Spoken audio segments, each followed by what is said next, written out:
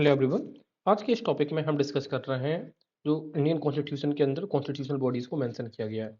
इस पूरे सेशन को हम टेबल फॉर्मेट में डिस्कस करेंगे, शॉर्ट रहेगा, वो क्रिस्प रहेंगी चीज़ें। सबसे पहले बात करेंगे अटॉर्नी जनरल ऑफ इंडिया की, जो कि गिवन है आर्टिकल 76 में। उसी तरीके से एडवोकेट जनरल ऑफ स्टेट, अगर इसमें हम 89 नॉट ऐड कर देंगे, जो कि हमने याद करने का तरीका निकाला है आर्टिकल्स को, तो ये 165 हो जाता है एडवोकेट जनरल ऑफ स्टेट। तो एडवोकेट जनरल ऑफ इंडिया जो होता है, सबसे बड़ी बात ये है कि ये पार्ट होता है कैबिनेट का। अगर यूनियन कैबिनेट है तो फिर अटॉर्नी जनरल ऑफ इंडिया होगा पार्ट, और अगर स्टेट कैबिनेट की बात करेंगे तो एडवोकेट जनरल ऑफ स्टेट होता है। क्योंकि यूनियन में एक तो ये हो जाएगा अटॉर्नी जनरल कौन कौन आता है, जरा ये देखते हैं। तो पहले तो सबसे पहले आ जाता है पीएम, काउंसिल ऑफ मिनिस्टर्स आ जाता है, president, vice president. Vice president हो गया, फिर प्रेसिडेंट भी आता है और आपका अटॉर्नी जनरल भी आता है, राइट।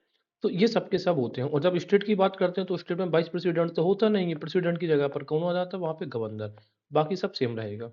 अब यहाँ पर जो अटॉर्नी जनरल ऑफ इंडिया होगा स्टेट्स में, उसकी जगह पर कौन आ जाएगा, advocate general of state, article 165। इसके अलावा अपॉइंटमेंट की बात करेंगे तो अटॉर्नी जनरल ऑफ इंडिया का अपॉइंटमेंट कौन करेगा, प्रेसिडेंट करेगा, लेकिन ऐसे नहीं कर सकता, वो एडवाइस होगी काउंसिल ऑफ मिनिस्टर्स की। उसी तरीके से स्टेट में कौन अपॉइंटमेंट करेगा तो हम कह सकते हैं गवर्नर कर देगा स्टेट का। इसके अलावा अब हम बात करें टर्म कितना होता है, तो term till the pressure of the president, मतलब राष्ट्रपति की इच्छा तक रहेगा, ठीक है। और उसी तरीके से स्टेट में गवर्नर की इच्छा तक रह सकता है। लेकिन एक सबसे यूनिक चीज ये है कि जब काउंसिल ऑफ मिनिस्टर रिजाइन करता है, तभी attorney general of India resign कर देता है। तो कहने का मतलब ये है कि ये इसका जो टर्म है वैसे तो till the pressure of the president है, लेकिन ये को टर्मिनस है किसके साथ में, ये को टर्मिनस है काउंसिल ऑफ मिनिस्टर के साथ में। अगर काउंसिल ऑफ मिनिस्टर ने रिजाइन कर दिया तो अटॉर्नी जनरल ऑफ इंडिया को भी रिजाइन करना होता है। That's it. इसका रिम्यूनरेशन कौन फिक्स करता है, प्रेसिडेंट। कंडीशन एंड सर्विसेज कौन देता है, प्रेसिडेंट। कहने का मतलब है सब कुछ प्रेसिडेंट कर रहा है इसका, appointment, remuneration, condition and services.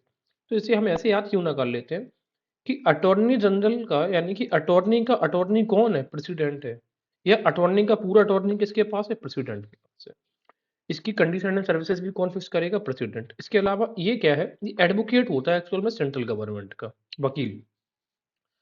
और दूसरी बड़ी बात ये है कि इसको नॉट ए गवर्नमेंट एम्प्लॉय, इसको एक सरकारी कर्मचारी नहीं माना जा सकता, ठीक है, कि ये सरकारी कर्मचारी नहीं है। और चूंकि सरकारी कर्मचारी नहीं माना जाता, इस वजह से ये अपनी प्राइवेट प्रैक्टिस साथ साथ में भी कैरी ऑन कर सकता है। इसके अलावा जब आर्टिकल 143 में प्रेसिडेंट सुप्रीम कोर्ट से सलाह लेता है दो मैटर्स पर, किस किस मैटर पर, एक प्री कॉन्स्टिट्यूशन एरा पे और एक होता है on the matters of any on law. तो अब प्रेसिडेंट की तरफ से सलाह लेता कौन है, मांगता कौन है सुप्रीम कोर्ट से, तो वो यही मांगता है, अटॉर्नी जनरल अपीयर होता है, ठीक। इसके अलावा बात ये है, अटॉर्नी जनरल ऑफ इंडिया को उसी जो प्रकार के राइट्स मिले हैं जैसे कि अदर मिनिस्टर्स को मिले हैं, पार्लियामेंटेरियंस को मिले हैं, ठीक है। तो उसी के हिसाब से ये आर्टिकल 88 में जो राइट्स दिए गए हैं वहां पर। कहने का मतलब ये होता है, राइट का मतलब और प्रिविलेजेस का मतलब ये है कि ये किसी भी हाउस में पार्टिसिपेट कर सकता है, लेकिन ये वोटिंग नहीं कर सकता क्योंकि मेंबर ऑफ पार्लियामेंट नहीं है। उसी तरीके से अगर कोई भी पार्लियामेंट की कमेटी गठित हो रही है तो उसमें इसका भी नाम दिया जा सकता है, दैट मीन्स वो भी उसका पार्ट हो सकता है। एक याद रखना, बस ये वोटिंग का राइट इसके पास नहीं है, क्योंकि वोटिंग का राइट किसको होगा, जो पार्लियामेंट का गवर सदस्य है, ठीक है, एमपी से नहीं। तो ऐसे तो वोटिंग का जो 545 सीट्स है वो तो उसके हिसाब से तो फिर एक अगर ये बढ़ाएगा तो 546 सीट्स हो जाएंगी इस हिसाब से। तो क्वालिफिकेशन की अगर हम बात करें तो पूरी क्वालिफिकेशन होनी चाहिए जज ऑफ सुप्रीम कोर्ट की तरह। और तो जज ऑफ सुप्रीम कोर्ट की एक स्पेशल क्वालिफिकेशन क्या कहता है कि ही में बी एमिनेंट ज्यूरिस्ट हो सकता है, जबकि हाई कोर्ट के जज के केस में एमिनेंट ज्यूरिस्ट वाला प्रोविजन अलाउ नहीं होता है। अच्छा, जज ऑफ जो सुप्रीम कोर्ट होता है ना, इसको क्या होना चाहिए, ये क्या करता है कि 10 साल तक इसको एडवोकेट होना चाहिए, कहाँ पर, किसी भी हाई कोर्ट्स में। आर्टिकल 76 में सॉलिसिटर जनरल की भी बात कही गई है, जो कि या एडिशनल जनरल की भी बात कही गई है, जो कि अटॉर्नी जनरल ऑफ इंडिया के नीचे काम करते हैं। सबसे बड़ी बात ये है कि ये not a member of central cabinet का मेंबर नहीं होता, ये तो हमें पता है, ठीक है। इसके अलावा ये मेंबर ऑफ पार्लियामेंट भी नहीं हो सकता, ये भी जरूरी चीज है। आगे देखते हैं, इलेक्शन कमिश्नर, जिसकी कि एक्चुअल में 243 आर्टिकल में दिया गया है। जब स्टेट इलेक्शन कमीशन की बात करते हैं तो वो आता है 243 के अंदर, ठीक है। तो ये जो के है ये तो पंचायत के इलेक्शन से रिलेटेड हो गया। उसी तरीके से एक आर्टिकल हम और देखेंगे, 243 क्यू। तो ये इलेक्शन का कंडीशन देता है कहाँ पे, म्यूनसिपालिटीज में। यहाँ पर 243 कहता है कि पंचायत में इलेक्शंस होने चाहिए और 243 क्यू कहता है ये म्युनिसिपैलिटीज के इलेक्शंस होने चाहिए। उसी तरीके से के एंड क्यू। ओके, चलिए देखते हैं इलेक्शन कमिश्नर क्या है। इसका जो कमीशन है, इसका जो कमिश्नर होता है, पहली बात इसमें 3 सदस्य होते हैं। एक हेड होता है और दूसरे इलेक्शन कमिश्नर होते हैं। इसको बोलते हैं चीफ इलेक्शन कमिश्नर, सीईसी, और इनको बोलते हैं इलेक्शन कमिश्नर्स। जो चीफ इलेक्शन कमिश्नर होता है, इसकी जो रैंक होती है वो रैंक ऑफ सेक्रेटरी के रैंक का होता है। ये अपॉइंट करता है प्रेसिडेंट। टर्म इनका कितना, या तो 6 साल या तो 65 वर्ष, जो पहले हो जाए। पावर एंड फंक्शंस इनकी कॉन्स्टिट्यूशन में गिवन है, ये क्लियर सी बात है। लेकिन और बात ये कि 16 अक्टूबर 1989 को ये लाइक गठित किया जाते हैं और 1993 में ये मल्टी मेंबर बॉडी बना दिए जाते हैं। पहले सिर्फ सिंगल मेंबर बॉडी थी। इसके अलावा अगर हम बात करें यहाँ पे डिसीजंस कैसे लिए जाते हैं, तो डिसीजंस ना अकेले ये नहीं ले सकता चीफ इलेक्शन कमिश्नर। डिसीजन लिए जाते हैं मेजोरिटी के बेसिस पे। याद करिए 2019 के जब इलेक्शन थे, प्रधानमंत्री मोदी जी की तो एक स्पीच का मामला आ गया था। तो ये अपोजिशन ने ब्लेम किया, अलिगेशंस लगाए कि प्रधानमंत्री मोदी की जो स्पीच है, इसने कोड ऑफ कंडक्ट को वायलेट किया है। तो फिर जब डिसीजन आया तो ये तो डिसीजन 2:1 में आया था। दो लोगों ने ये कहा था कि नहीं, ये उनके विरोध में नहीं है, और एक लोगों ने ये कहा था कि ये उनके विरोध में है। हालांकि जिन्होंने बाद में विरोध की बात कही थी, बाद में उन्होंने पर्सनल ग्राउंड्स पे रिजाइन कर दिया था, बहुत बाद में। तो ये चीज याद रखना कि यहाँ पे डिसीजन से मेजोरिटी की बेसिस पे लिए जाते हैं। इसके अलावा ये है कि इलेक्शन कमीशन इतना इंपॉर्टेंट पद है, बट कॉन्स्टिट्यूशन में क्या है कि कॉन्स्टिट्यूशन में कहीं पे भी इनकी ना तो क्वालिफिकेशन की बात कर रहे हैं, ना इनके टर्म की बात कर रहे हैं। सॉरी। ओके। और सबसे बड़ी बात ये है, इनका ये भी मना भी नहीं कर रहे कि इसको रीएम्प्लॉयमेंट नहीं हो सकता। तो कहने का मतलब ये है इलेक्शन रीएम्प्लॉयमेंट। तो एल इसमें भी आ रहा है, ला का उच्चारण इसमें भी हो रहा है, और ला का उच्चारण इसमें भी हो रहा है। एकमात्र ऐसी कॉन्स्टिट्यूशनल बॉडी है इलेक्शन कमिश्नर जो रीएम्प्लॉयमेंट भी हो सकते हैं। इलेक्शन रीएम्प्लॉयमेंट, ठीक है ना। देखो, एम्प्लॉयमेंट की बात होगी ना, तो ई एल इसमें है और ई एल इसमें भी है। सिलेक्शन कमेटी इसको जो सिलेक्ट करती है, वो पीएम यूनियन मिनिस्टर एक होता है और एक लीडर ऑफ अपोजिशन होता है। अगर लीडर ऑफ अपोजिशन नहीं है तो फिर leader of single largest party in opposition.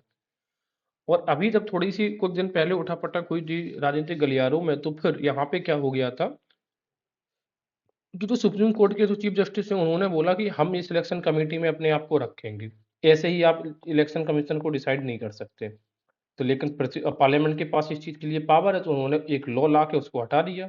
तो अब कहानी वही है कि पीएम, यूनियन मिनिस्टर और एक लीडर ऑफ अपोजिशन। देखो सीधी सी बात ये है, जो भी पार्टी यूनियन में पावर में होगी पार्लियामेंट में, वो कोई नहीं चाहेगा कि ऐसी कोई भी पावर आ जाए, ऐसी कोई भी पावर उनके हाथ से चली जाए जिससे वो उनको बेनिफिट पहुंचा सके। तो हमेशा वो इलेक्शन कमीशन ये चाहते हैं कि अपने हिसाब से वो उसको अपॉइंट करेंगे।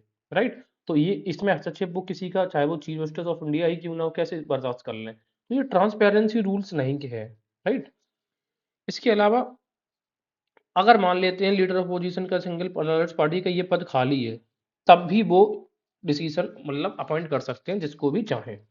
इसके अलावा इसका मेन काम क्या है, to advise president governor at the time of disqualification of MPs and MLAs. देखो, एमपीज और एमएलएस को जब हटाना होता है, किस ग्राउंड पे, जनरली ये 2 ग्राउंड पे हटाए जा सकते हैं। एक तो हो सकता है कि एंटी डिफेक्शन लॉ, राइट, और दूसरा हो सकता है जो रेम्यूनरेटिव पोस्ट होती है, लाभ का पद, ऑफिस ऑफ प्रॉफिट वाली बात है, ऑफिस ऑफ प्रॉफिट। राइट। तो जब एंटी डिफेक्शन लॉ में हटाना होता है तो उसका तो निर्णय लेता है स्पीकर ले सकता है या फिर चेयरमैन लेगा राज्यसभा में। लेकिन जब ऑफिस ऑफ प्रॉफिट आ जाए, या फिर कह सकते हैं कि आरपीए जो एक्ट होता है 1951, उसके अनुसार ये हो, जैसे कि इसने कोई अपनी मान लो कि एसेट डिक्लेयर नहीं किया था उस समय, और तो जब ये इस प्रकार का ऑर्डर होता है ना, तो इसमें इलेक्शन कमिश्नर एडवाइस देता है किसको, प्रेसिडेंट को, इनको हटाने के लिए। राइट। इसके अलावा अब आते हैं यूनियन पब्लिक सर्विस कमीशन के सदस्यों की बात करते हैं। तो इनका जो कार्यकाल होता है सबसे पहले, वो है 6 साल या फिर 65 वर्ष, और अपॉइंट किए जाते हैं प्रेसिडेंट के द्वारा। सीधी सी बात है, कंडीशन भी कौन सेट करेगा, इनकी प्रेसिडेंट, क्योंकि तभी तो ये कहते हैं कि मतलब कंडीशन का मतलब ये है कि आप किस प्रकार के होने चाहिए, तो भाई प्रेसिडेंट। पावर एंड फंक्शन ये कॉन्स्टिट्यूशन में यूपीएससी का क्लियर गिवन किया गया है। हाँ, पार्लियामेंट चाहे तो किसी की भी पावर को एक्सटेंड कर सकता है। अब देखो एक चीज आप ये समझो, जब ऑप्शंस में आया कि इसकी पावर को कौन एक्सटेंड कर सकता है, पार्लियामेंट या फिर कौन, प्रेसिडेंट। तो एक चीज आप ये बताओ, अगर आपको पावर एक्सटेंड करनी है तो लॉ बना के ही तो करोगे। तो लॉ बनाने की जो बॉडी है वो कौन है, पार्लियामेंट। इस वजह से जब भी पावर एक्सटेंशन की बात आती है, कोई भी चीज का एरिया अगर विस्तार करना है, जैसे हाई कोर्ट है, सुप्रीम कोर्ट का जुडिक्शन हमें बढ़ाना होता है, तो कौन करता है, पार्लियामेंट करता है। अगर किसी का जुडिक्शन बढ़ाना है तो आपको लॉ में लाइक कुछ ना कुछ रिफॉर्म लाना पड़ेगा ना, ठीक है ना? अमेंडमेंट्स लाने पड़ेंगे, तो अमेंडमेंट्स की पावर किसके पास है? पार्लियामेंट के पास है। रिमूवल कैसे हो सकता है और किस ग्राउंड पे हो सकता है? तो रिमूवल सीधी सी बात है, करेगा कौन? प्रेसिडेंट करेगा। लेकिन अब जब प्रेसिडेंट करेगा तो इसमें क्या होता है, प्रेसिडेंट रिमूवल करने से पहले सुप्रीम कोर्ट की वो मांगता है सलाह, एडवाइस। इन मैटर्स पे एक चीज याद रखना कि सुप्रीम कोर्ट जो भी एडवाइस देता है वो प्रेसिडेंट को माननी ही पड़ती है, राइट? जबकि आर्टिकल जो 143 के अकॉर्डिंग जो भी एडवाइस सुप्रीम कोर्ट प्रेसिडेंट को देता है तो प्रेसिडेंट बाइंडिंग नहीं है वो एडवाइस। लेकिन ये जो हटाने के केस में जो कॉन्स्टिट्यूशनल बॉडीज के जो पदाधिकारी हटाए जाते हैं, इस केस में सुप्रीम कोर्ट की एडवाइस कैसी होती है? बाइंडिंग होती है प्रेसिडेंट। अब इनका ग्राउंड क्या हटाने का भाई? ये है मिसबिहेवियर, ठीक है? कुछ ग्राउंड्स की अगर हम बात करेंगे यूपीएससी चेयरमैन की या यूपीएससी के मेंबर की या पर चेयरमैन की, तो ये है देखो, if he is adjust insolvent, अगर उसको घोषित कर दिया जाए, इन्फॉर्मिटी ऑफ माइंड और बॉडी कि भाई ये तो व्यक्ति पगला गया है, holding the office of profit और मिसबिहेवियर। अब एक सबसे बड़ी बात ये है कि इनमें इस पूरे उसमें जनरली जैसे अब ये बोला जाता है ना कि हमें ये कहा जाता है कि ये यूपीएससी के चेयरमैन हटाए कैसे जाएंगे कि same as the in manner, sorry, same manner as same manner of supreme court का जज। जैसे सुप्रीम कोर्ट का जज हटाया जाता है वैसे यूपीएससी के मेंबर हटाए जाएंगे। अब बात इतनी याद रखनी है कि सुप्रीम कोर्ट के जज जैसे जिस तरीके से हटाए जाते हैं वो तरीका तो फॉलो किया जाता है, लेकिन ग्राउंड थोड़ा डिफरेंट है इन दोनों में। ग्राउंड क्या डिफरेंट है? सुप्रीम कोर्ट के जो जज हैं वो दो ग्राउंड्स पे हटाए जा सकते हैं, एक तो प्रूव्ड मिसबिहेवियर और दूसरा है इनकैपेसिटी, राइट? तो यूपीएससी के चेयरमैन में जो इनकैपेसिटी वाला प्रोविजन है ये लागू नहीं होता है, प्रूव्ड मिसबिहेवियर तो लागू होता है। ये बेसिक अंतर है, याद रखिएगा। यूपीएससी का चेयरमैन यूपी है ना, तो प्रूव्ड मिसबिहेवियर पे हटाया जाता है, ना कि इनकैपेसिटी। इनकैपेसिटी कैसे हो सकती है? बच्चा क्वालिफाइड होके आ रहा है, राइट? अब आप ये कहो कि सुप्रीम कोर्ट का पर्सन इनकैपेसिटी कैसे हो सकता है? तो इनकैपेसिटी का मतलब है उसमें ये है कि वो मान लो जस्टिस डिलीवर कर रहे हैं और वो उस हिसाब से नहीं कर पाए, लाइक, ठीक है, तो उसमें बोला जाता है कि आपने जस्टिस डिलीवरी नहीं कर पा रहा तो आपकी इनकैपेसिटी है। लेकिन यूपीएससी के केस में तो ऐसा कुछ है नहीं है। तो यूपीएससी चेयरमैन को या मेंबर्स को हटाने के चार ग्राउंड्स हैं, उनमें से इनकैपेसिटी हमारे पास नहीं है, याद रखना। यूपीएससी के चेयरमैन कैपेबल होते हैं काफी। और रिमूवल ये देख लिया है। अब क्वालिफिकेशंस में सिर्फ एक क्वालिफिकेशन दी है उन्होंने संविधान में, ओनली वो ये कह रहे हैं कि 1/10 जो मेंबर होते हैं ना यूपीएससी के, उनको सर्व करना चाहिए as central and state government में उन्होंने सर्व किया हो, वही अपॉइंट हो सकते हैं। जरूरी नहीं कि वो स्टेट कमीशन के हो। अब भाई कोई अगर प्रोफेसर है वो भी यूपीएससी का चेयरमैन बन सकता है, ठीक है? उस तरीके से जो चेयरमैन ऑफ यूपीएससी होते हैं, क्या वो दोबारा से चेयरमैन बन सकते हैं एक बार रिटायर्ड होकर? तो आंसर इज नो। लेकिन जो मेंबर्स होते हैं यूपीएससी के, वो दोबारा से देखो मेंबर्स तो नहीं बन सकते, लेकिन इनका प्रमोट होकर यानी कि चेयरमैन तो बन सकते हैं वो, राइट? तो कहने का मतलब है चेयरमैन एक बार रिटायर्ड हो गया तो मतलब खत्म, उसकी सेवाएं खत्म है, दोबारा अपॉइंट नहीं होगा। लेकिन अगर मेंबर है तो मेंबर दोबारा मेंबर्स नहीं बन सकता, लेकिन चेयरमैन तो वो बन ही सकता है। अब इनका रोल क्या होता है, एक चीज याद रखना, इनका कोई रोल नहीं होता किस किस में? क्लासिफिकेशन ऑफ पोस्ट्स में, ट्रेनिंग में, रिफॉर्म्स में, पेंशन्स में, क्योंकि ये सारे के सारे मैटर डील किए जाते हैं इसके द्वारा, मिनिस्ट्री ऑफ पर्सोनल। इसके अलावा ये भी कहा जाता है कि इरेगुलर, अगर भाई देखो किसी स्टेट गवर्नमेंट ने यूपीएससी से कोई कंसल्टेशन करी, उसमें कोई रेगुलरिटी पाई जाती है, ठीक है, या फिर मान लेते हैं कि कोई भी स्टेट है यूपीएससी की बिना कंसल्टेशन के ही किसी को अपॉइंटमेंट ला दिया है, तो इन दोनों ग्राउंड पे जो वो अपॉइंटमेंट होगी वो इनवैलिडेट नहीं हो जाती है, वो वैलिडेट ही रहेगी। तो कहने का मतलब है अभी ये हार्ड एंड फास्ट पावर नहीं है कि आपको हर एस्पेक्ट्स पे यूपीएससी से कंसल्ट ही करना है, ठीक है? हालांकि सुप्रीम कोर्ट ने बार बार इस चीज पे एम्फेसाइज किया है कि जो स्टेट के जो टॉप ब्रास जो पोस्ट्स होती हैं उन पे अपॉइंटमेंट करने से पहले it must be considered with UPSC. लेकिन स्टेट गवर्नमेंट्स नहीं करती हैं, सब लोग अपने पपेट्स बिठा लेते हैं। इसके अलावा यूपीएससी से रिलेटेड जो हमारे पास चीजें हैं वो ये है कि इसका जो ज्यूरिडिक्शन है ना, ये एक्ट एक्सटेंड किया जा सकता है by an act of parliament. अभी मैंने बताया कि भाई अगर आपको ज्यूरिडिक्शन एक्सटेंड करना है तो ओनली राष्ट्रपति लिख के नहीं कर सकता ना, उसके लिए आपको एक एक्ट चाहिए। जैसे तो इसकी ज्यूरिडिक्शन भी एक्सटेंड करने की बात हो रही है, और अगर इसके पावर भी फंक्शंस और एक्सटेंड करने तो पार्लियामेंट इसका एक्सटेंड कर सकती है। इसके अलावा प्रेसिडेंट क्या कर सकता है? हाँ, प्रेसिडेंट कुछ पोस्ट जो होती हैं उसको अलग कर सकता है कि देखो, यूपीएससी जनरली मेजरली एक रिक्रूटिंग बॉडी है। मान लेते हैं कि वो अभी आईपीएस, आईएएस, आईएफएस या और 8-10 तरीके की पोस्ट को वो एम्प्लॉयमेंट लाइक रिक्रूट करते हैं। तो प्रेसिडेंट ये कह सकते हैं कि भाई देखो ऐसा है कि तुम ये आईपीएस का जो पोस्ट है ना, इसके लिए अब तुम रिक्रूटमेंट नहीं करोगे। अब तुम रिक्रूटमेंट किसके लिए करोगे? ये बाकी जो पोस्ट के लिए। तो पोस्ट एक्सक्लूड तो कर सकता है उसके परव्यू से।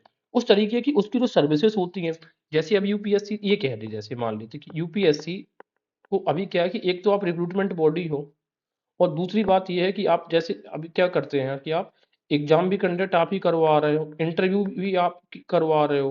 तो अब कल के दिन प्रेसिडेंट ये कह रहे हैं कि देखो एग्जाम तो तुम कंडक्ट करवा लो, इंटरव्यू हम किसी और से करवाएंगे, दूसरी बॉडी से। तो क्या हो गया कि यूपीएससी की जो सर्विसेज है उसको एक्सक्लूड कर दिया गया है। तो पोस्ट एक्सक्लूड कर सकते हैं, सर्विसेज एक्सक्लूड कर सकता है, और मैटर्स और कोई भी मुद्दा है तो यूपीएससी के दायरे से बाहर यानी कि एक्सक्लूड कर सकता है कौन? प्रेसिडेंट। लेकिन एक्सटेंशन की बात होगी तो वो पार्लियामेंट होगा, राइट।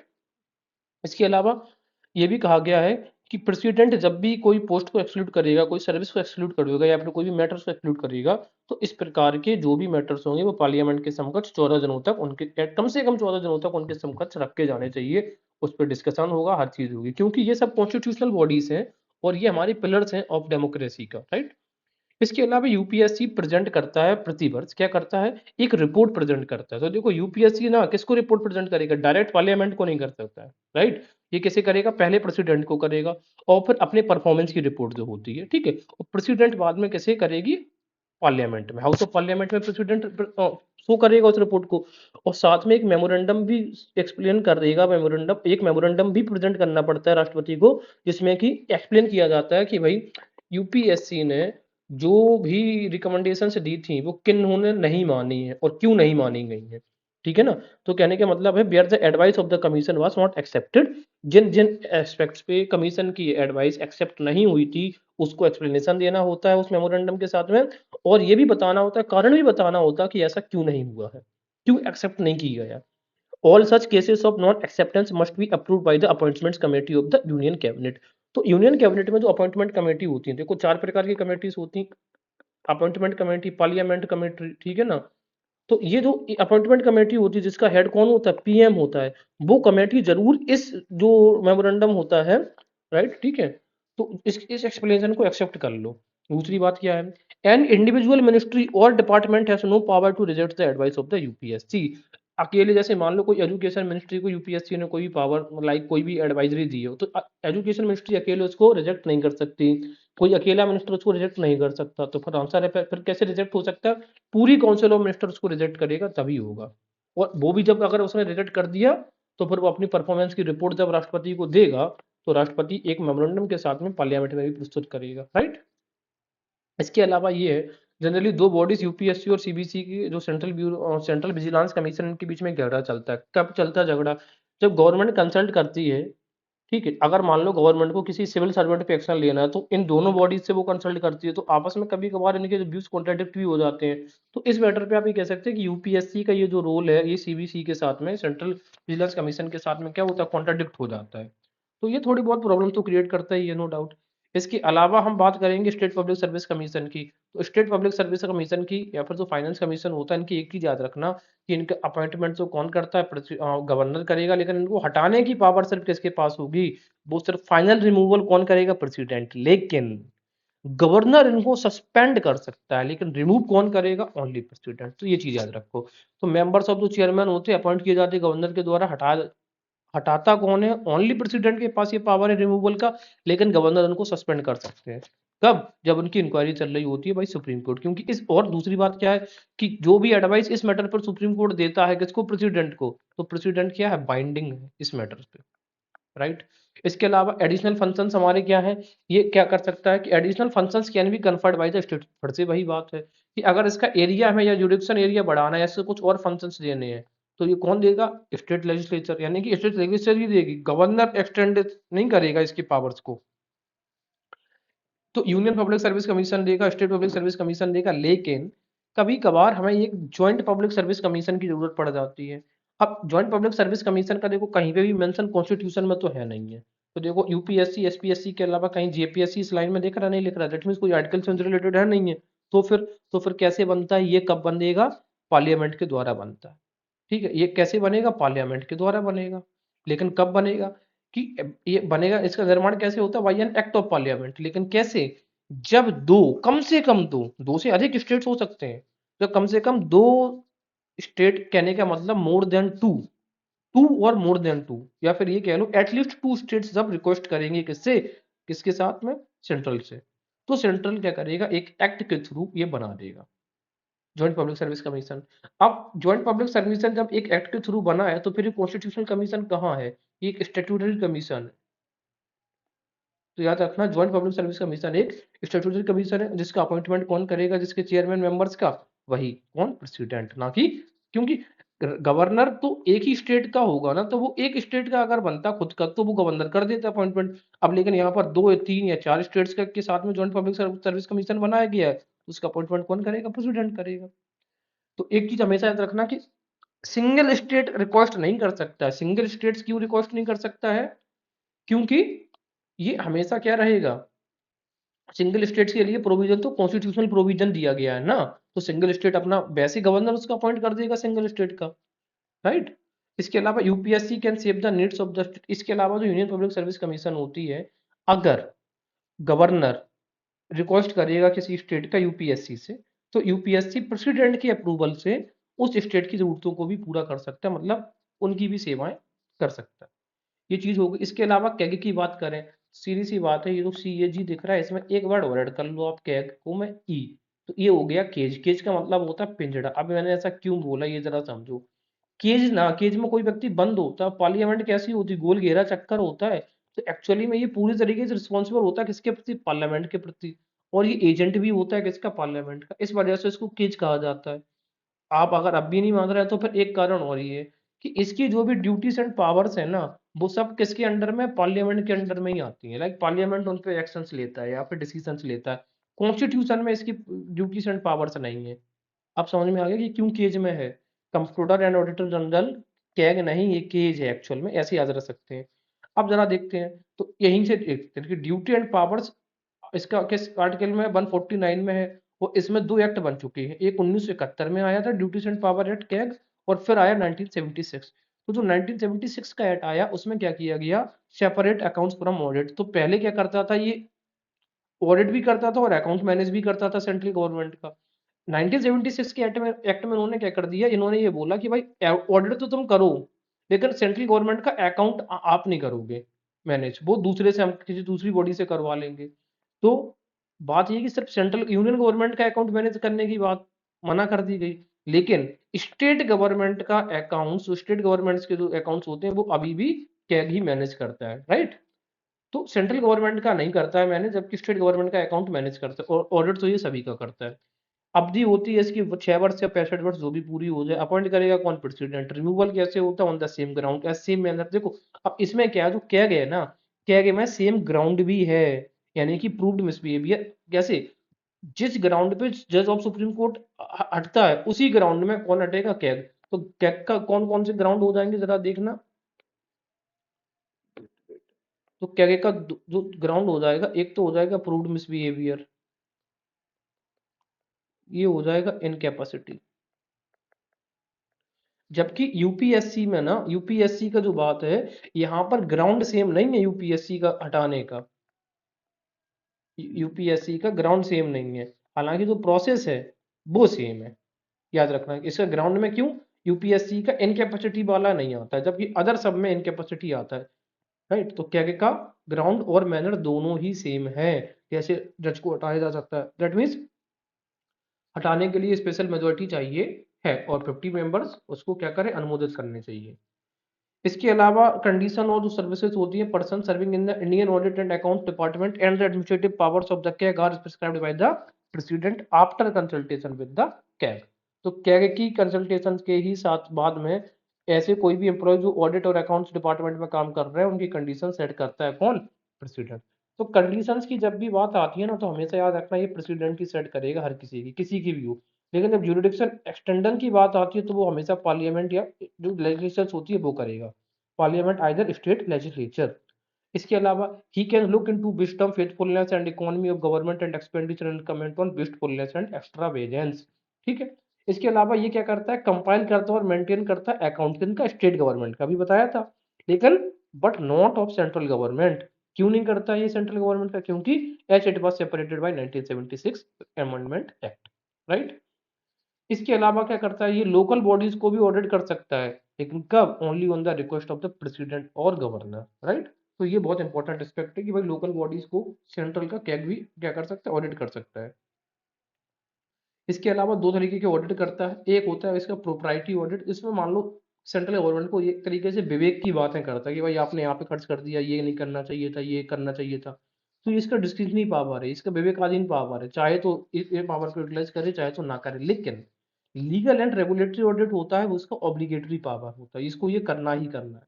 तीन रिपोर्ट्स ये देता है प्रेसिडेंट को, प्रेसिडेंट देता है पार्लियामेंट में, और पार्लियामेंट की जो रिपोर्ट्स होती है क्या की वो पब्लिक अकाउंट कमेटी के द्वारा एग्जामाइन करी जाती है।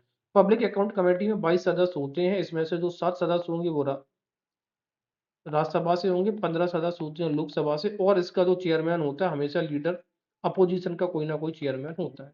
तो एक तरीके से ये जो फाइनेंशियल टूल्स हैं ये कंट्रोल किया जाता है एग्जीक्यूटिव को, जिससे कि कोई धांधलेबाजी या फिर मिस अप्रोप्रिएशन ना हो जाए, गवर्न ना हो जाए कोई चीज का। अब वो तीन रिपोर्ट्स कौन कौन सी है? पहली रिपोर्ट है audit report on appropriation account, audit report on finance account, और तीसरी रिपोर्ट है audit report on public undertakings. तो जो एप्रोप्रिएशन अकाउंट में क्या किया जाता है? इसमें कंपेयर किया जाता है कि एक्चुअल में कितना एक्सपेंडिचर हुआ है और सैंक्शन कितना एक्सपेंडिचर किया गया था। मान लो 50 रुपए सैंक्शन किए गए थे लेकिन आपने 60 रुपए खर्च किए या 40 रुपए खर्च किए, तो ये सब कंपेरिजन होता है अप्रोप्रिएशन अकाउंट में। अप्रोप्रिएशन बिल भी हमें पता है आर्टिकल 114 114 आर्टिकल में। इसके अलावा जो फाइनेंस है, फाइनेंस यानी कि बच्चे से जो रिसीट वगैरह जो इनकमिंग है सरकार के पास, या जो डिसम्बर्समेंट है यूनियन गवर्नमेंट का, जो सरकार जिसके पास जो आता है और जो जाता है बाहर का पैसा, ठीक है, इनकमिंग आउटगोइंग, ये फाइनेंस अकाउंट का पार्ट है। इसके अलावा क्या कहा जा रहा है? कैगे के पास ज्यादातर फ्रीडम किसके लिए है? With regard to audit the expenditure. जो एक्सपेंडिचर होता है ना कि आपने जो खर्च कर लिया, अब बस क्या क्या करेगा? इसका खर्चा जोड़ देगा कि भाई 50 रुपए आपने वहां खर्च किए, 10 रुपए यहाँ पे खर्च किए, 200 वहां पे खर्च किए। मतलब एक्सपेंडिचर होने के बाद बस ये हिसाब किताब लगा पाता है। Then with regard to audit of receipts student stocks, इसके अलावा जो रिसीट्स उनके पास आती हैं उसमें ये थोड़ा कमजोर पड़ता है, उसकी बहुत ज्यादा इस पे पावर नहीं है कि इन सबको वो भी कंट्रोल में कर सके। इसके अलावा जनरली ये कहा जाता है कि जो प्रैक्टिस में यानी कि originality on ground CAD CAG is fulfilling the role of an auditor only. एक कंट्रोलर का तो रोल जो कंट्रोलर होता है ना उसका रोल नहीं कर रहा, ये ओनली ऑडिटर का रोल फुलफिल कर रहा है। इसके अलावा एक इसकी पावर पे बड़ी लिमिटेशन है, वो है सीक्रेट सर्विस एक्सपेंडिचर के नाम पे पार्लियामेंट यूनियन गवर्नमेंट होती है कुछ भी खर्च कर लेती है और उसको सीक्रेट सर्विस एक्सपेंडिचर दिखा देती है, और वो एक्सपेंडिचर डिस्क्लोज नहीं किया जा सकता किससे? कैग का, क्योंकि कैग उसकी ऑडिट नहीं कर सकता है। तो ये कहने का मतलब लिमिटेशन है उसकी पावर पे।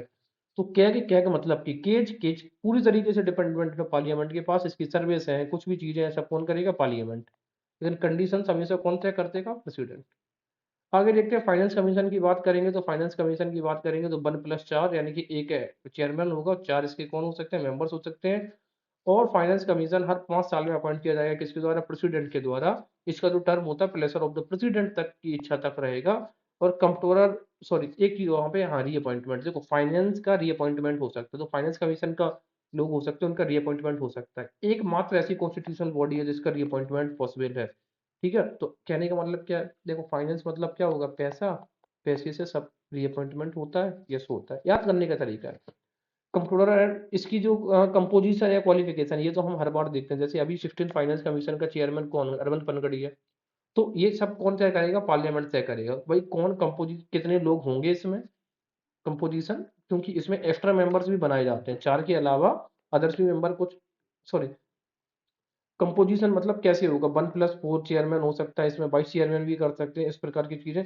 और वो कौन कौन क्वालिफिकेशन होंगी ये सब कौन करेगा? पार्लियामेंट। और फाइनेंस कमीशन एक्ट ही आया है 1971 में। तो जब फाइनेंस कमीशन एक्ट जो, अब देखो दो लोगों के एक्ट्स हैं, किस किस का एक्ट? एक तो कैगे का, ये भी पैसे से रिलेटेड बॉडी है, और ये भी। तो इन दोनों के एक्ट, डेट मीन्स यहाँ पे पार्लियामेंट को थोड़ी ज्यादा पावर मिली है। क्वालिफिकेशन क्या है? आज of high court not of supreme court, याद रखना है फाइनेंस कमीशन में जो क्वालिफिकेशन है ना वो हाई कोर्ट के जजेस के इक्वल है, ना कि सुप्रीम कोर्ट के जजेस के इक्वल। ये हमें बहुत ज्यादा कंफ्यूज कर सकती है चीज। इसके अलावा फाइनेंस कमीशन जो स्टेट में होता है वो आर्टिकल 243 आई, कहते हैं नहीं, I five, okay. The measure needed to augment the consolidated fund of a state to supplement the resources of the panchayats and the municipalities and the state on the basis of the recommendations of State Finance Commission. सीधी सी बात यह है कि जो finance commission होता है वो states की पंचायत के लिए भी क्या कर सकता है, रिकमेंडेशन दे सकता है, जिससे कि रिसोर्सेज को ऑगमेंट किया जा सके। इसके अलावा जो कमीशन होता है वो अपनी रिपोर्ट देता है किसको, प्रेसिडेंट को। मैंने क्या बोला, सबके सब रिपोर्ट किसके देंगे, अभी प्रेसिडेंट को देगा, लेकिन एक रहेगा कौन, एक आएगा इंफॉर्मेशन कमीशन, ये अपनी रिपोर्ट डायरेक्ट पार्लियामेंट को देता है। ठीक है, ये इन्फॉर्मेट करेगा सीधा पार्लियामेंट को। बाकी सब जो कॉन्स्टिट्यूशनल बॉडीज है वो सारी रिपोर्ट्स अपनी किसे देंगी, प्रेसिडेंट को। प्रेसिडेंट जो होता है वो हाउस ऑफ पार्लियामेंट के सामने लाइक उस रिपोर्ट को रखेगा, साथ में एक एक्सप्लेनेटरी मेमोरेंडम भी देगा जिन चीजों पर एक्शन लिया गया है या प्रेजेंट पे एक्शन नहीं लिया गया है। राइट। इसके अलावा ये जो फाइनेंस कमीशन अब तक जो 16वां चल रहा है, याद करते हैं इनको पहले तरीके से। देखो, एक नियोगी, तो पहले का तो हमें पता है नियोगी है। सेकंड संथानम, तो सेकंड से क्या बनेगा, संथानम। 3 ABC आता है, तो सी से चंदा है, और 4 मन्नार है। ठीक है, 4 राजा, 4 राजा मन्नार, राजा को मनाने के लिए मतलब 4। 5 5 महावीर त्यागी, यानी कि महावीर जी ने अपनी 5 इंद्रियों को क्या किया था, त्याग दिया था, 5। 6 है ब्रह्मानंदम रेड्डी, ठीक है, 6 ब्रह्मा, और 7 सहलात। 8 YB चौहान है। तो 8 कैसे बनता है, 8 ऐसे बनता है, और B कैसे बन रहा है इसका। इसके अलावा 9 सालवे, यानी कि 9 साल के। 10 का क्या बताया था इसमें, 10, और इसमें PANT ऐसे भी आ जाएगा ना, तो 10 पंथ। 11 का ऐसे ऐसे था, तो एक एक लोग खुसरो खुसरो 11। 12 रंगनाथन, यानी कि 1992 में बने थे, जब जो इकोनॉमिक क्राइसिस ओवर हो गया था आपका। उसके बाद इंडिया का जो अगला जो बने थे कमिश्नर, वो कौन थे, रंगराजन थे। 13वें जो है कौन, डॉक्टर विजय केलकर, 13 विजय होगी। 14 में है 14 में है YV रेड्डी। और ये जो YV रेड्डी हैं, ये 21वें चेयरमैन भी, उसके गवर्नर भी रह चुके हैं RBI के। इस तरीके से रंगराजन भी गवर्नर रह चुके हैं। इसके अलावा 15 फाइनेंस कमीशन NK सिंह, और 16वां कौन है, अरविंद पनगड़िया।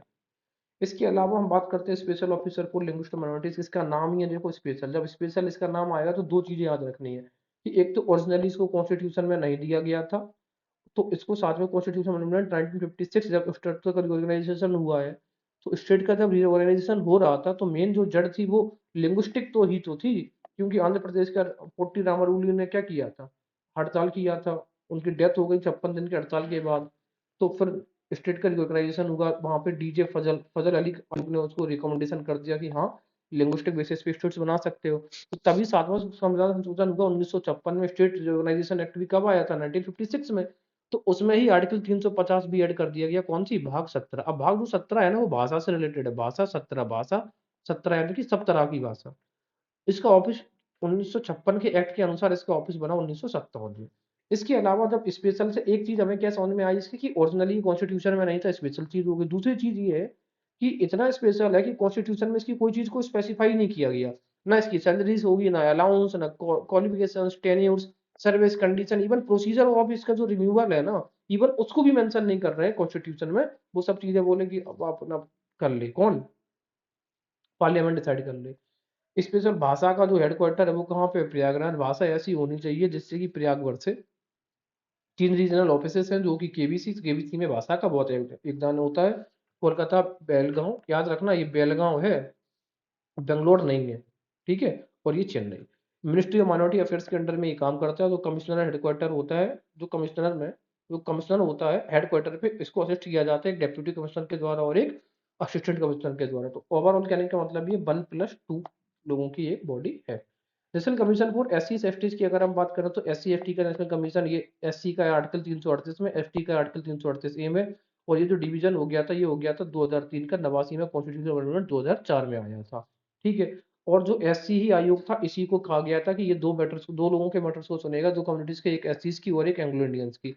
हालांकि अब एंग्लो इंडियंस वाला पत्ता ही खत्म कर दिया गया 2019 में। इसके अलावा ये है, जब भी SCs और STs, जब भी प्रेसिडेंट क्या करता है, SC या ST की लिस्ट में किसी भी कम्युनिटी को रखता है, चाहे वो प्रेसिडेंट रखे या फिर गवर्नर रखे, तो उससे ये जो प्रेसिडेंट या गवर्नर इस बॉडी से, यानी कि नेशनल कमीशन फॉर SC/ST या OBC को क्या करता है, कंसल्ट करता है। इसके अलावा लेकिन लिस्ट में अगर आपको किसी भी श्रेणी को, मतलब कोई भी जनजाति को अगर आपको ST की लिस्ट में रखना है, तो रिकमेंड तो करेगा प्रेसिडेंट, और इससे सलाह लेकर, लेकिन फाइनली इंक्लूजन कैसे हो सकता है, एक क्या है उसके लिए आपको एक पार्लियामेंट में एक लॉ बनाना ही पड़ेगा। मैंने क्या बोला, कोई भी चीज एड ऑन करनी है उसके लिए पार्लियामेंटेरियन लॉ चाहिए। इसके अलावा सिर्फ ऐसे ही प्रपोजल स्टेट गवर्नमेंट के, यूनियन टेरिटरीज के, उन्हीं को अमेंडमेंट किया जाता है जिन पे जो एक होता है ना रजिस्ट्रार जनरल ऑफ इंडिया, उसकी हामी होनी चाहिए और नेशनल कमीशन उस पर राजी हो जाए। सिर्फ वही लोग उस लिस्ट में इंक्लूड किए जा सकते हैं पार्लियामेंट के लॉ के द्वारा। इसके अलावा ओबीसी कमीशन, पहले इसको लाइक दर्जा नहीं दिया गया था कॉन्स्टिट्यूशन में, फिर इसको बाद में कॉन्स्टिट्यूशनल स्टेटस दिया गया कब, 102वां संविधान संशोधन अमेंडमेंट एक्ट 2018 में आया था, और 123rd कॉन्स्टिट्यूशनल अमेंडमेंट बिल के थ्रू। ठीक है, तो अगर वो पूछे अमेंडमेंट एक्ट तो 102 और बिल पूछे तो 123। इसके अलावा जीएसटी काउंसिल 279 आर्टिकल में स्टैब्लिश हुई थी ये। 101वां संविधान संशोधन 2016 में प्रेसिडेंट इश्यू करते, एक इंपॉर्टेंट चीज है, कौन इश्यू करेगा ऑर्डर, प्रेसिडेंट, और कॉन्स्टिट्यूट करता है काउंसिल को प्रेसिडेंट। इसके अलावा जो यूनियन रेवेन्यू सेक्रेटरी होता है वो एक्ट करता है कैसे, इसका एक्स ऑफिशियो सेक्रेटरी होता है कौन, यूनियन का जो रेवेन्यू सेक्रेटरी होता है ना यूनियन में, इसकी अंडर में क्या बनता है, बजट भी बनता है। इसका ये एक्स ऑफिशियो सेक्रेटरी होता है, ये एक चीज याद रखना। चेयर जो करता है इसको कौन करता है, जो फाइनेंस मिनिस्टर होता है वो करता है। इसके अलावा जो चेयरपर्सन होता है central board of excise and customs का, ठीक है ना, सीबीईसी का, ये इसका परमानेंट इनवाइटी ही होता है, लेकिन इसको नॉन वोटिंग का अधिकार होता है, ये उसमें वोट नहीं कर सकता, ये भी चीज याद रखना। वोट कौन कर सकता है, या तो स्टेट्स करेंगे और सेंट्रल के पास में पावर है। कोरम कितनी होती है, 1/2, अगर टोटल मेंबर्स उपस्थित तो कोरम है, कार्रवाई स्टार्ट हो जाएगी। डिसीजन लिया जाता है 75% मेजोरिटी के साथ। उस 75% मेजोरिटी में 1/3 जो हिस्सा है वो सेंट्रल गवर्नमेंट का है, यानी कि कम, और जो 2/3 यानी कि 66% हिस्सा है वो स्टेट्स का है, 33% सेंट्रल गवर्नमेंट का है। कंपनसेशन की बात कही गई थी, for a period of 5 years तक देंगे। ठीक है, और उसके के लिए सुशील मोदी कमेटी का भी गठन किया गया था। सुशील मोदी कमेटी जीएसटी के कंपनसेशन या रिपेट्रिएशन से रिलेटेड है। अदर कॉन्स्टिट्यूशनल बॉडीज की अगर बात करें तो इंटर स्टेट काउंसिल आर्टिकल 263, ये भी जो कॉन्स्टिट्यूशन अमेंडमेंट एक्ट है ना 256, उसके अकॉर्डिंग बात करी गई थी। लेकिन फिर जैसे कि आप देखेंगे, जैसे कि सरकारिया जो आयोग था ना, सरकारिया कमीशन, उसने ये बात कही थी कि स्टेट और सेंट्रल के बीच में रिलेशंस अच्छे करने के लिए इंटर स्टेट काउंसिल आप स्टार्ट कर सकते हैं, तो आर्टिकल 263, ये भी बात उन्होंने कही थी। इसके अलावा इंटर स्टेट ट्रेड कॉमर्स की बात होती है, तो ट्रेड कॉमर्स के जो आर्टिकल्स हैं 301 से 307 तक है। तो ट्रेड कॉमर्स की जो कमेटी है वो किसमें है, सबसे लास्ट वाले आर्टिकल में 307 में। इसके अलावा एससी और एसटी एरिया के लिए कमीशन, तो देखो जैसे कि ये 338 में क्या बना था, SC STs के लिए ये नेशनल कमीशन बन रहा है ना, तो SC STs के लिए एक कमेटी बन सकती है, SC STs के एरिया के लिए कमीशन, ठीक है, वो थी SC ST कम्युनिटी के लिए, ये है एरिया की, वो कब है, उन्हीं के 338 के बाद का अगला article 339। District planning committee DRR 243ZD, metropolitan, तो उसमें 3 इस तरीके से आ रहा है, या फिर ई ऐसे भी बन सकता है, तो M से ZE होगा। Official language commission and official language committee of parliament, याद रखना कि ऑफिशियल लैंग्वेज जो है उससे कमीशन या फिर ऑफिशियल लैंग्वेज कमेटी हो सकती है पार्लियामेंट की बनती, इसको भी कम्युनल, इसको भी कॉन्स्टिट्यूशनल स्टेटस प्राप्त है आर्टिकल 344 के अकॉर्डिंग। तो ये था हमारा ओवरऑल वीडियो। अब अच्छा ये बताओ, एम्प्लॉयमेंट दोबारा किसका हो सकता है, जिसमें एल आएगा और ई आएगा, तो इलेक्शन का। ठीक है, तो ये री एम्प्लॉयमेंट हो सकता है। री अपॉइंटमेंट कैसे होगा, अपॉइंटमेंट पैसे की बात से, यानी कि finance, finance appointment. Right, thank you.